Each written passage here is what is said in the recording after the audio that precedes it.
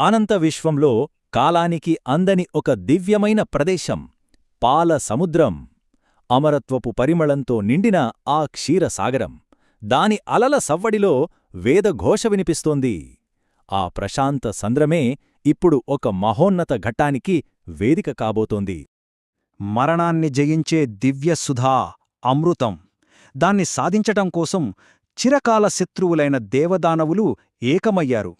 మందర పర్వతాన్ని కవ్వంగా, సర్పరాజైన వాసుకిని తాడుగా చేసి ఆ పాలసముద్రాన్ని మదంచడానికి సంకల్పించారు. ఇక ఆ మహాప్రయత్నం మొదలైంది. మందరగిరి వేగంగా తిరుగుతుంటే క్షీరసాగరం ప్రచండంగా ఘోషించింది. ఆ ప్రళయమథన వేగానికి వాసుకి తన 1000 పడగల నుండి అగ్నిని, విషాన్ని కక్కసాగాడు. కాని ఆ బృహత్కార్యానికి ఆటంకం ఎదురైంది.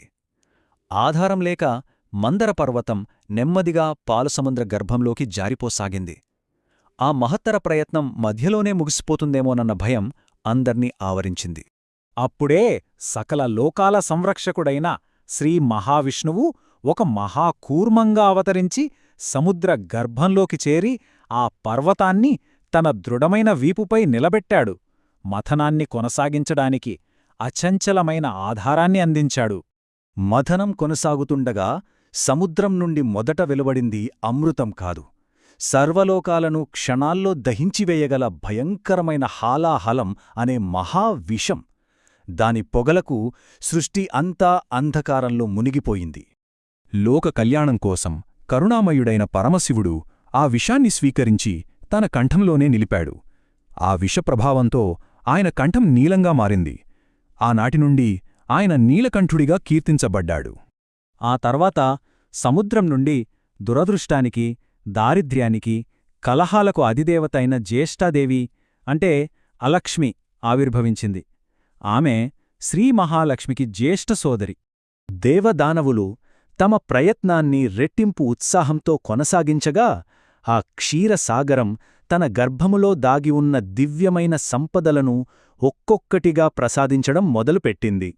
మొదట కోరిన కోర్కెలు తీర్చే కామధేనువు, ఆ తర్వాత 7 తలల తెల్లని అశ్వం ఉచ్చేశ్రవము, విశ్వంలోనే అత్యంత విలువైన కౌస్తుభమణి, ఆపైన శివుని శిరస్సును అలంకరించిన చంద్రుడు, ఇలా అనేక దివ్య వస్తువులు ఉద్భవించాయి. అప్పుడు ఆ ప్రశాంతమైన పాలసముద్రపు అలల మధ్య నుండి 1000 రేకులతో వికసించిన ఒక దివ్యమైన, కాంతివంతమైన బంగారు పద్మం నెమ్మదిగా పైకి వచ్చింది. అది ఒక దైవిక ఆవిర్భావానికి పవిత్ర వేదికగా నిలిచింది. ఆ పద్మంపై సర్వసంపదలకు, సౌభాగ్యానికి, సౌందర్యానికి అధిదేవత శ్రీ మహాలక్ష్మీదేవి ఆవిర్భవించింది. ఆమె రాకతో విశ్వమంతా దివ్యమైన తేజస్సుతో, అనంతమైన శాంతితో నిండిపోయింది. ఆమె చేతులలో పద్మాలు ధరించి తన కింది హస్తంతో అభయాన్ని, వరాలను ప్రసాదిస్తోంది. మహర్షులు వేద మంత్రాలతో ఆమెను స్తుతిస్తుండగా అప్సరస్సులు ఆనందంతో నాట్యం చేశారు. అదే సమయంలో దివ్యమైన ఏనుగులు ప్రత్యక్షమై పవిత్ర జలాలతో ఆ జగన్మాతకు అభిషేకం చేశాయి. ఆ క్షణం నుండి ఆమె గజలక్ష్మిగా ప్రసిద్ధి చెందింది.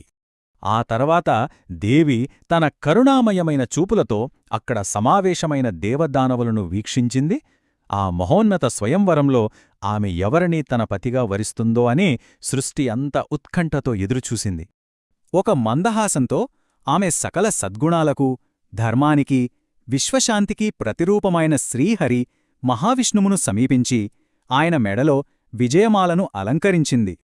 ఆ లక్ష్మీనారాయణుల దివ్యమైన కలయికతో విశ్వంలో ధర్మం, శాంతి మరియు సర్వశ్రేయస్సులు పునఃస్థాపించబడ్డాయి. సమస్త లోకాలు ఆనందంతో పులకించాయి. ఆనాటి నుండి మహావిష్ణువు శ్రీనాథుడయ్యాడు, సంపదలకు అధిపతి అయ్యాడు.